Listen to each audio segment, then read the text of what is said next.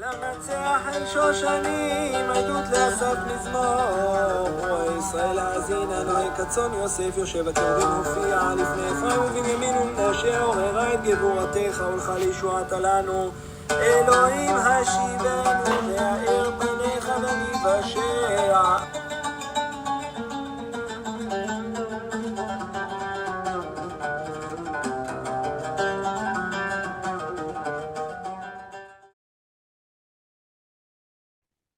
Ajá. Entonces, entendiendo esto, vamos a poder entender, valga la redundancia, que nunca vale, decía una profesora mía de lengua y literatura española, vamos a poder entender lo que estaba en la mente, por ejemplo, de Mateo cuando hace todo su midrash, ¿ya? ¿Cómo podemos resumir este midrash de Mateo en su evangelio? La Alma, esta joven especial, Alma, la mujer joven, cuyo nombre es Miriam, es una betula a quien ningún hombre había conocido, que era incapaz de dar a luz, y ella está conectada con el agua, la Mem, ¿ya? Y recuerda esa pista de las aguas para después. Es fundamental. ¿Y está designada para quién? Como dijo Eliezer, el Hijo del Señor, que dice Isaías es Immanuel Sara Shalom, el príncipe de paz, el príncipe. ¿Ya? Esto es, amigos, hermanos, esto es judaísmo, esto es exégesis judía, esto son pistas en el texto, esto es nivel de interpretación, remes, la manera, la mente judía, cómo funciona, siguiendo las pistas, los rastros proféticos en la escritura. Y yo quisiera concluir esta parte con 3 conexiones, añadiendo y 100% apoyando lo que acabas de decir. Está mezclando, obviamente, diferentes pasukim, versículos, y haciendo las conexiones en un midrash sobre la vida de Yeshua. Y podemos añadir, Amos 5:2 dice, cayó la Virgen de Israel y no podrá levantarse ya más. Entonces, la Virgen de Israel, de cómo se usa la palabra en los profetas, Nafla velotosif kum betulat Israel. Caído también puede ser murió, levantar también resurrección proféticamente. Sabemos que Isaías 7-9 está hablando de la desconexión de Efraín, los pecadores de Israel. Entonces aquí lo llama virgen, pero ya, ¿qué dicen Amos 9:11? En aquel día yo levantaré el tabernáculo caído de David. Bayomau Akim etzukat David Hanofelet, mismo idioma. Y no por coincidencia, en los rollos del Mar Muerto, en los Midrashim y obviamente en Hechos 15, Jacobo, Hatzadik, el hermano de Yeshua, otro hijo de Yosef de la casa de David, aplicó esto en las obras de Mashiach, que no solamente rectifica esa descendencia asimilado de los pecadores de Israel que se volvieron helenistas y samaritanos, sino que también a través de esa restauración los gentiles pueden entrar a los pactos. Regresando a nuestro punto de cuál es el propósito de un nacimiento milagroso. Y aquí, en ambos lugares, está hablando de un virgen de Israel, pero de una forma profética. No está diciendo que Israel, como una mujer, no tuvo relación con su esposo. Tienes que poner tu mente en también pensar en la forma que está hablando los profetas de Israel. Ajá. Y es por eso, ahora entendiendo que la Virgen también es un paralelo al pueblo. Es decir, la madre de Mashiach como estas mujeres justas, alejen a Shalom, estas matriarcas de bendita memoria, son importantes. Y es por eso que la restauración de esta mujer de Israel es el punto del milagro. La restauración de los pecadores de Israel que se cayeron, se desviaron. Este milagro de nacimiento, va a dar restauración a todos los descendientes de Israel, la semilla de Israel, que es Zera Israel. Eso es el término bíblico por los Anusim. Ya. Zera Israel, que ¿dónde se encuentra? Jeremías 31. Pero antes, mira, voy a leer 3 versículos. Ya, Jeremías 31, sabemos que esto es el pacto renovado. Ya. En versículo 6 dice, porque habrá día en que clamarán los netzarim, los nazarenos, en el monte de Efraín. Estos son los netzarim, eran en una forma, antes de ser restaurado, puede ser netzurim, los cautivos, los prisioneros de Efraín, los prisioneros en el monte de Efraín, es decir, se desviaron, los pecadores, los helenistas, los asimilados, los samaritanos, los que se desviaron del judaísmo. Subamos, es levantar, resurrectar, a Sion, regresar al monte de Jerusalén. Sionismo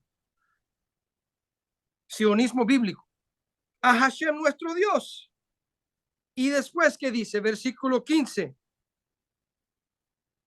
Dice, así ha dicho Hashem, voz fue oída en Ramá, llanto y lloro amargo Raquel, que lamenta por sus hijos y que no quiso ser consolada acerca de sus hijos. Esto está hablando también de dónde iba a nacer el Mesías. Recuerda dónde murió Rachel, cerca en camino a Beit-Lehem. Todo el punto que estoy llevando es que la forma que damos interpretación acerca de la misma forma del judaísmo no significa que siempre vamos a tener la misma conclusión. Es simplemente para llegar al pensamiento de los profetas en la forma que los apóstoles, los emisarios, los shlichim y los discípulos de Yeshua están usándolo. Y este versículo dice, o este capítulo, disculpa, en versículo 21 dice, establécete señales, ponte majanos altos, nota atentamente la calzada, vuélvete por el camino por donde fuiste, virgen de Israel. Ok, 21. Dice otra vez, ¿cuál es la palabra que está usando? Shuvi Betulat Israel. Ahora llegamos al 31. Y 31 dice, he aquí que vienen días, que dice Hashem, en los cuales haré nuevo pacto renovado con la casa de Israel y con la casa de Yehudá. 2 aspectos. Israel son los pecadores, Efraín los asimilados, Judá los que se mantuvieron dentro del judaísmo, mantuvieron su identidad. No como el pacto que dice sus padres del día que tomó su mano para sacarlos de la tierra de Egipto, porque ellos invalidaron mi pacto. Ellos, no él. Aunque fui un marido para ellos, dice Hashem. Pero esto es el pacto haré con la casa de Israel. Ahora no menciona a Judá. ¿Por qué? Primero hay que restaurar los pecadores, los desviados.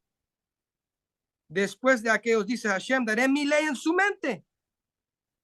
Los que no tienen Torah necesitan regresar a la Torah.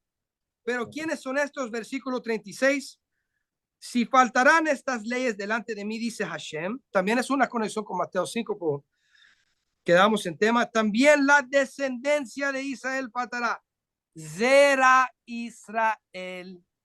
Zera Israel son los descendientes físicos de los padres. ADN va por el cromosoma, Y cromosoma, padre a hijo.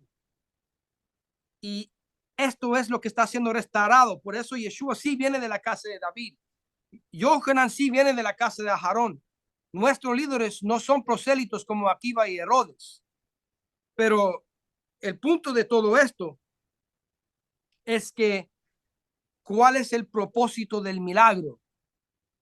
La gente que quieren discutir sobre el milagro no pueden discutir que solamente hay un rabino, un movimiento que ha traído todas las naciones del mundo a la fe en el Dios de Israel. Y cuando los prosélitos como Akiva cambiaron y rechazaron los mesiánicos y rechazaron también la restauración de los 10 tribus y rechazaron también el lugar del Ger Toshav, es decir, el prosélito que empieza con los 7 sin tener que ser Brit Milá inmediatamente, es un ataque de traer la luz de Hashem al mundo. Solamente hay un grupo de judíos que lo hicieron y son los mesiánicos, los ebionitas. Pero el punto es que eso es la restauración de los hijos caídos, del Virgen de Israel. Ese es el propósito de todo este milagro. Entonces no hay que enfocar en cosas que realmente uno se puede perder en eso. Imagínate si la gente que dicen en creer en la Torá, realmente creemos que fue el dedo de Hashem que escribió los 10 mandamientos. ¿Cómo es esto técnicamente? Esta gente no cree en la Torá. Lo que son del enemigo y son enviados a causar confusión, igual como el Erev Rav desde el principio, y querer causar división en cosas que ni están viendo que el milagro es que recibimos los 10 mandamientos, los 10 dichos. ¿Cómo Hashem lo hizo? ¿Fue su dedo? ¿Fue luz? ¿Qué fue? Eso Hashem va a revelar en su tiempo. Nosotros simplemente enfocamos en lo importante que lo recibimos. Lo tenemos la Torá. Tenemos Mashiach. Tenemos la restauración de la descendencia perdida y una multitud de prosélitos. Y con eso nadie puede discutir. Y precisamente lo estamos estudiando esta semana en Parashat Yitro. Yitro, que es otro ejemplo de que la Torá es para todo, alguien que viene de fuera a formar parte del pueblo. Y además, yo quiero decir que qué interesante. El mundo judeo-cristiano, yo digo judeo-cristiano, un término político del occidente. Ya. Por ejemplo, los Estados Unidos. ¿Quién rescató a los judíos en la Segunda Guerra Mundial? ¿Quién está apoyando a Israel ahorita mismo? Todo eso es en el nombre de Yeshua. Y dentro de ese mundo se está saliendo el mesianismo para hacer una puente dentro del judaísmo y el origen del cristianismo. Y el mesianismo es un puente regresar al judaísmo bíblico, porque si hay cosas que hay que rectificar en el judaísmo también, porque el judaísmo del primer siglo no existe hoy. Pero sí, la mayoría es bueno, porque la mayoría viene de la Torá. Solamente que en el exilio hay que entender que hay cosas que sí cambiaron y hay que regresar un poco, menos que el cristianismo. El judaísmo tiene menos que rectificar que el cristianismo, pero ambos lados tienen cosas que necesitan rectificar. Pero no creer en los milagros de Hashem es absurdo. Y no tiene, uno puede, repito, no tienes que estar de acuerdo con nuestras conclusiones. Simplemente estamos diciendo, si tu pensamiento no permita que Hashem puede hacer milagros, usted no cree en la Torá. Tienes un problema, claro. Entonces, viendo hasta aquí que este concepto no es ajeno al judaísmo, lo estamos viendo por la misma Torá, o sea, la Alma, la joven, es también una betulá, puede ser también una virgen. Si a alguien todavía hasta aquí no le es suficiente y, digamos, necesita más judaísmo todavía, entonces vamos a darle más judaísmo, vamos a entrar más profundo entonces en este tema de la Virgen, que es necesario cerrar para poder entonces concluir. Y tú has traído varias citas de los sabios y vamos a comenzar con esta. Por favor, explícanos, porque aquí vamos a ver a profundidad judaísmo puro en cuanto a este tema, comenzando con Nidá 8b. Y esto simplemente está dando una explicación de qué significa un virgen, un betulá. No estamos hablando de alma ahorita, estamos hablando de betulá, que es literalmente virgen. Correcto. ¿Quién es la mujer caracterizada como virgen, betulá?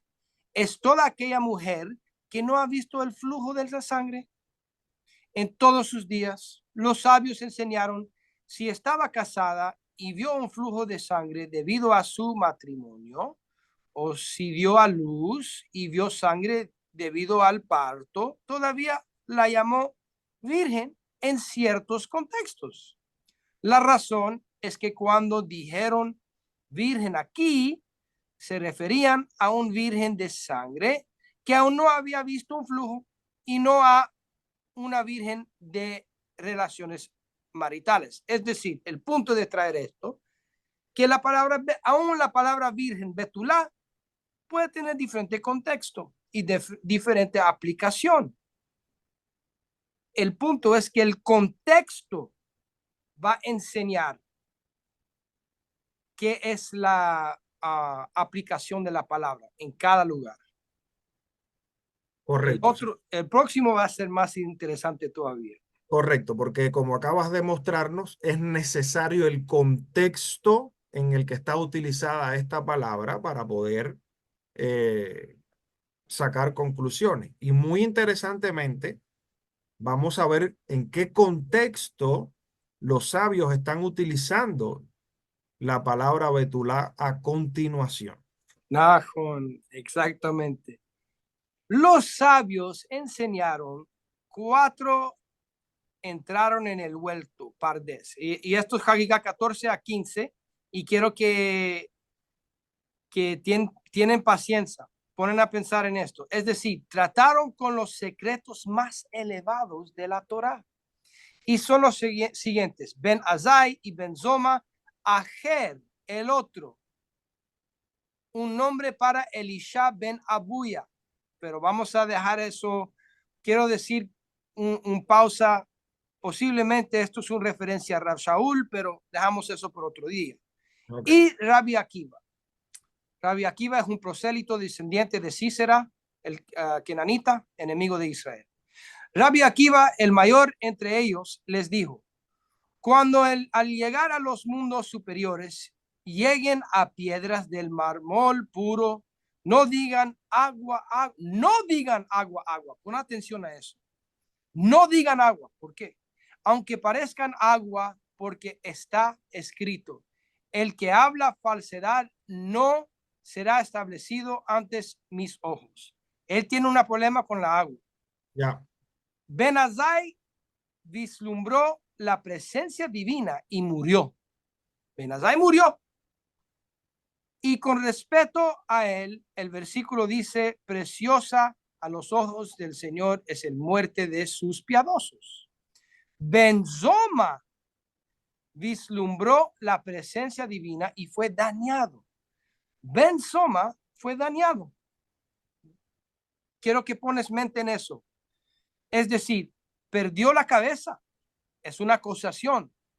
Y con respeto a él, el versículo dice: ¿has encontrado miel? ¿Cómo hasta que te baste, no sea que te hartes de ella y la vomites? Ajer cortó los brotes de los árboles jóvenes. En otras palabras, se convirtió en un hereje.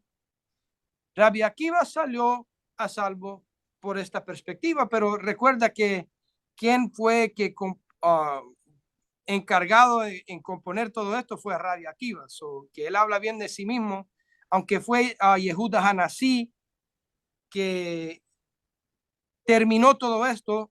El que empezó todo esto fue Rabbi Akiva. Pero entonces, seguimos adelante. Entonces, según esta narración, estos 4 sabios entran al Pardés, entran a este nivel de revelación profunda. Cada uno tiene una consecuencia de entrar a ese lugar profundo. Y Pardes recuerda, Rav Shaul habla de esto, que él conoce un hombre, obviamente está hablando de él, si lo lees en griego o arameo, que entró el Pardes y vio cosas que no se puede repetir. Exactamente. Dejamos eso por otro día. Ahí está. Seguimos. Seguimos. Ver el contexto en el que están usando la palabra Betulá y por qué traemos esto. Estamos hablando de nivel profundo de revelación. Ellos están hablando del Pardes, lo más profundo de la Torá, y gente que entra en el Pardes y se desvían del pensamiento de los encargados en aquel día, que son Akiva, un prosélito, y otros como él. Y hay una acusación sobre alguien que dice que lo que hizo fue que se volvió hereje. Exacto, a Benzoma y a Ajer, es decir, la mitad, eso es mucho, la mitad de los que entraron se fueron se desviaron de una manera por el perspectiva de Akiva. Ok. Por perspectiva de Akiva, él es el único que entró y salió bien. El único que está bien. El único que salió bien fue el descendiente de Cícera, enemigo de Israel. Que al final fue quien condujo al pueblo de Israel en su época al seguir un falso Mesías. Okay. Y fue el que encargó a hacer Birkat Minim, la maldición en contra de los mesiánicos. Pero correcto. Puro coincidencia, ¿verdad?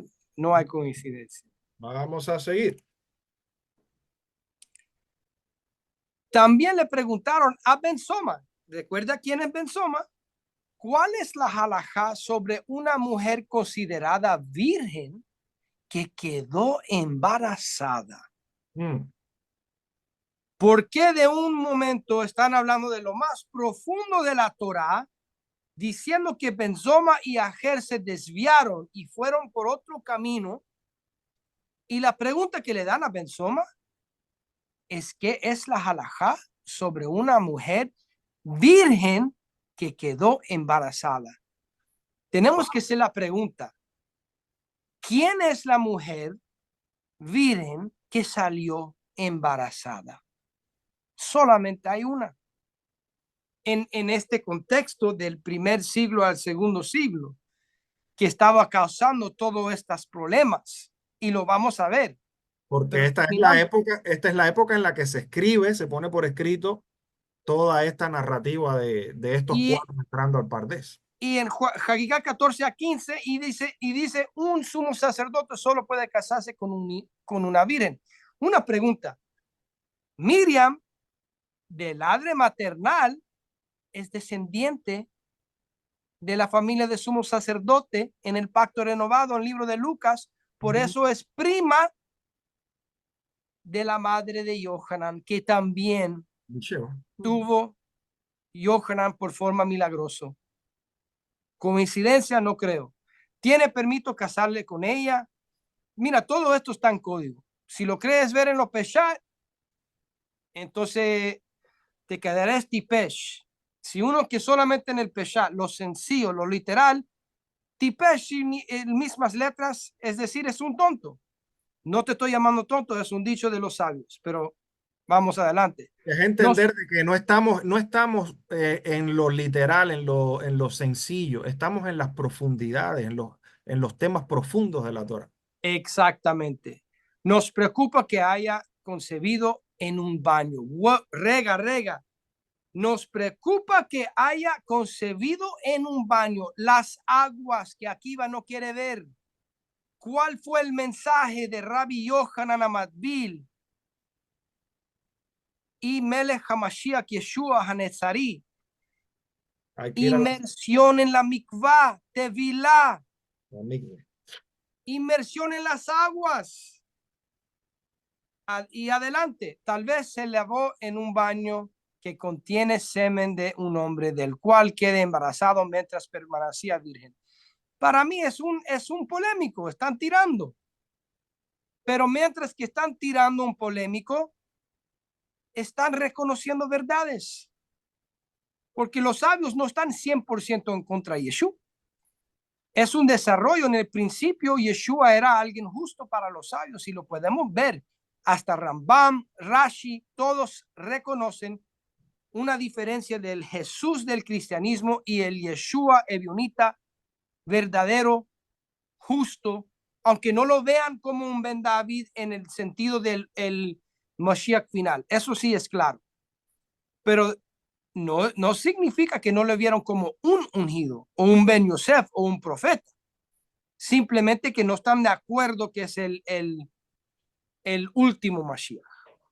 Déjame hacerte una pregunta, porque no podemos olvidar que en aquella época esto era una problemática bien importante desde el punto de vista político. Hay un peligro con Roma. 100%. Por lo tanto, ¿no crees que hay una posibilidad de que los sabios pues codifiquen estos conceptos a la hora de poner por escrito todas estas interpretaciones? Hayan códigos aquí también para cuidarse de todo el problema con Roma, toda la persecución. 100%. Para mí, toda mi convicción, y esto no es decir que el judaísmo de hoy en día va a estar de acuerdo conmigo, porque ni un cristiano o ningún judío está de acuerdo con otro cristiano o con otro judío. Siempre hay diferente pensamiento dentro de un grupo. No todos piensan igual. Pero los sabios creían que Yeshua era Ben Yosef. Y lo digo claro, no creían que era Ben David. Yo sí creo que Yeshua regresará como Ben David. Pero es suficiente ver que los sabios sí entendieron que Yeshua tenía un nivel profético y que fue un justo, que sentían no todos, es mejor decir, un remanente de los sabios, porque obviamente hay gente como Akiva que querían seguir a gente falso, y Akiva no creía en la restauración de los tribus perdidos, no creía en lo que dice la Torá sobre el Ger Toshav, y no creía en aceptar a los mesiánicos. Entonces no todos los sabios, pero es decir, hablamos de los 4 grandes acá, 2 veamos que son del pensamiento mesiánico. Uno dice que murió, no sabemos, puede ser que se fue en otro camino, y solamente uno, el prosélito, hijo de Císara, es el único que se quedó bien y fue el que transmite esta información, y después Rabbi Yehuda Hanasí lo compone.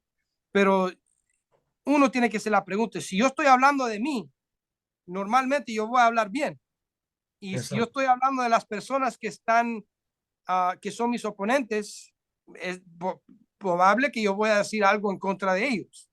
De que están equivocados. Exacto. Entonces es lo que estamos viendo por la óptica, pero aún con la óptica de Akiva, está reconociendo que estas son personas de Torah que entran pardés, que vean lo más profundo. Y entonces, ¿por qué se les pregunta a ellos si están errados, si están equivocados, si se volvieron locos? ¿Por qué se les pregunta a ellos la jalajá de la Virgen, que en aquella época estaba dando mucho de qué hablar? El tema y la Virgen que centró las aguas, la mikve, la inmersión, bautismo, en el medio de toda esta charla. Y cómo concluye la charla es lo más impactante. Seguimos. Dice: la Gemara afirmó anteriormente que Ajer cortó los árboles jóvenes, convirtiéndose en hereje. Con respecto a él, el versículo dice: no dejes que tu boca haga que tu carne caiga en culpa. La Gemara plantea una pregunta: ¿qué fue lo que lo llevó a la herejía? Vio al ángel Mitatrón, es decir, el mensajero de rostro, el ángel que no tiene su propio nombre, sino el nombre de Hashem está dentro de él, a quien se le concedió permiso para sentarse y escribir los méritos de Israel. Pausa.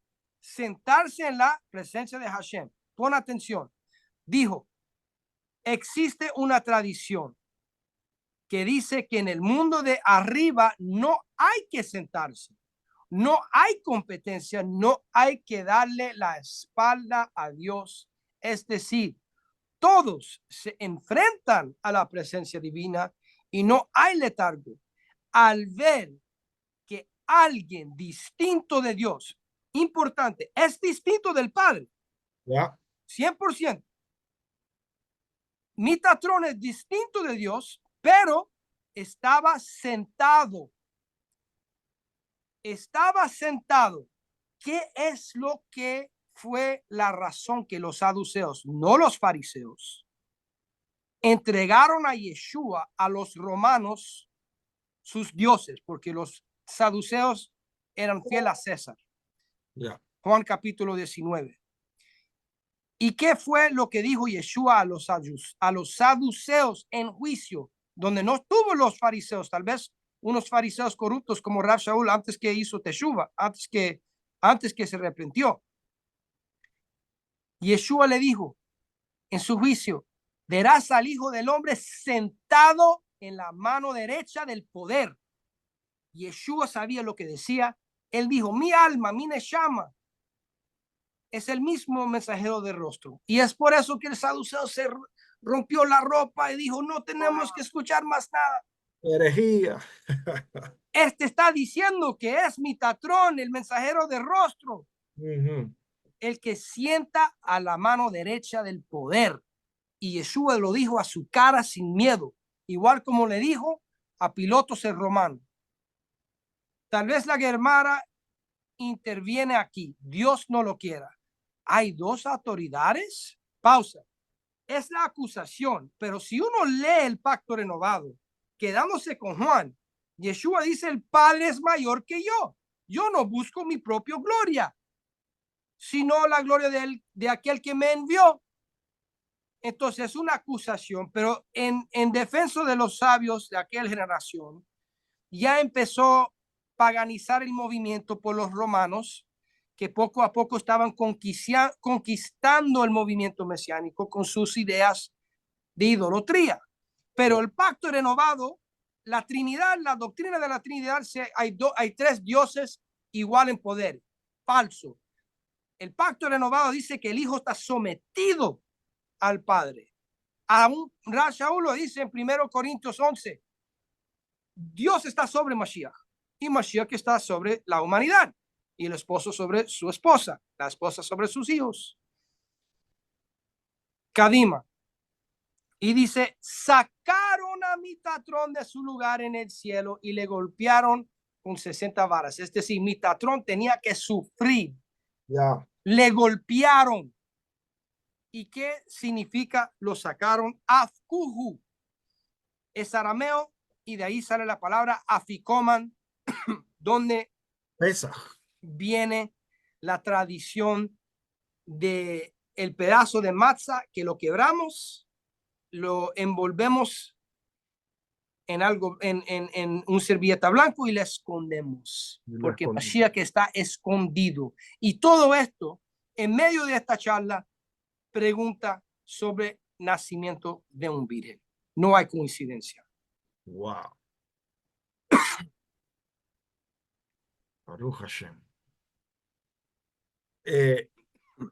Lo vemos claro, ¿no? Sí, que Hashem ayude a aquellos de nosotros que quizás no lo entiendan, pero creo que está bastante claro todo codificado aquí, hablando de Metatrón, hablando de que tenía que sufrir usando esta palabra ficomam que tiene que ver con pesas. Wow. Tremendo. Para mí no hay coincidencia, pero esto no es algo bien fácil. Tú sabes que nosotros, y lo que estamos poniendo en el estudio, esto solamente resume, hay mucho más. Sí. Si no lo tratamos a condensar, nunca terminamos. Exacto. Seguimos entonces para concluir esta parte con Pirkei de Rabí Eliezer. 7 cosas fueron creadas antes de que el mundo fuera creado. Ellas son la Torah, el Gehenón, que es el infierno, el jardín de Edén, el trono de gloria, el templo, es decir, el templo celestial, Yeah. el arrepentimiento y el nombre del Mesías. Nombre significa carácter y también significa lugar. Shem, Sham. Podemos decir, es otra vez manera de decir en este contexto la alma del Mesías, porque no estamos hablando del cuerpo físico. ¿De dónde sabemos que el nombre del Mesías era premundano? Porque está dicho, su nombre perdurará para siempre. Antes del sol, Ginón era su nombre. Antes del sol. Ginón, antes de que el mundo hubiera sido creado. Otro versículo dice, pero tú, Belén Efrata, donde decimos eso, Jeremías 31 también, que eres la más pequeña entre las familias de Judá. De ti me saldrá el que será Señor sobre Israel. Y sus linajes pertenecen al pasado, a los días del antaño. Todo esto se dice en el pacto renovado. El pasado, mientras que el mundo aún no había sido creado. Y quiero mencionar, hermanos y hermanas, en Bethlehem no hay judíos hoy en día. Está en manos de los palestinos buenos, cristianos, y también una multitud de musulmanes que desafortunadamente muchos no quieren a Israel ni quieren a los cristianos que están ahí. Y no hay espacio para un judío ser nacido allá hoy en día o en tiempos recién. Solamente hay uno y su nombre es Yeshua.